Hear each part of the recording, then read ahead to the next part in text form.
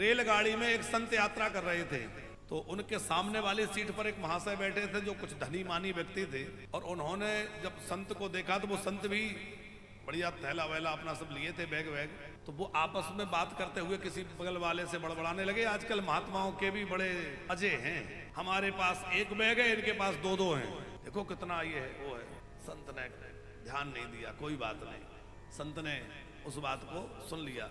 पर संत ने उनसे कहा, सेठ जी ये जो कुछ है ठीक है, राम राम कहो, भगवान कहो। अरे बोले तुम लोग ऐसे ही ठगते हो, पहले कहोगे राम राम करो, फिर कहोगे ये करो, फिर कहोगे वो करो, और अब मैं तुम्हारे चक्कर में फंसने वाला नहीं हूं।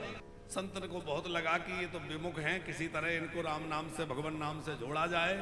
तो कई बार प्रयास किया, लेकिन वो हर बार नाराज हो जाए। संत तो संत हैं। अब वो सेठ जी या सामने वाले जो व्यक्ति थे वो थोड़ी देर बाद सो गए, नींद, सच्ची घटना सुना रहे हैं आपको। जब वो सो गए तो महात्मा ने सोचा कि इनका कल्याण तो मुझे करना चाहिए, क्योंकि भगवान ने मिलाया है, मेरा काम है कल्याण करो। तो झोली में से कंठी माला निकाली, धीरे से गले में कंठी बांध दी, पता ना चले, और गोपी चंदन लेके घिसा, और चंदन लगा रहे थे तो वो चंदन लगाते ही जाग गए।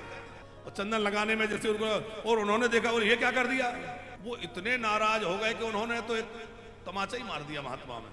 तो उन्होंने कहा, महाशय आपने अभी इधर मारा है, आपका मन अभी ना भरा हो, आपका क्रोध शांत ना हुआ हो, तो ये भी उपस्थित है, यहां भी मार लो, लेकिन कल्याण तो अब आपका हो चुका, क्योंकि आपके गले में तुलसी बंध गई, कान में राम नाम बोल दिया, अब माथे में टीका लग गया, अब तो आपका कल्याण होके रहेगा। इतना सुनते ही उस व्यक्ति का भाव बदल गया कि बताओ ये महात्मा कैसे, कि मैं इनको मार रहा हूं, गाली दे रहा हूं, और ये कह रहे हैं तुम्हारा कल्याण हो जाएगा।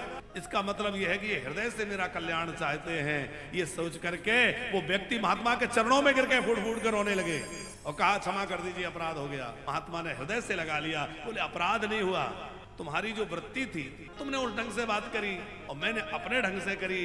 पर बात यह है कि जब असाधु अपनी असाधुता नहीं छोड़ता, तो साधु अपनी साधुता क्यों छोड़े। साधु को भी अपनी साधुता का काम करना चाहिए।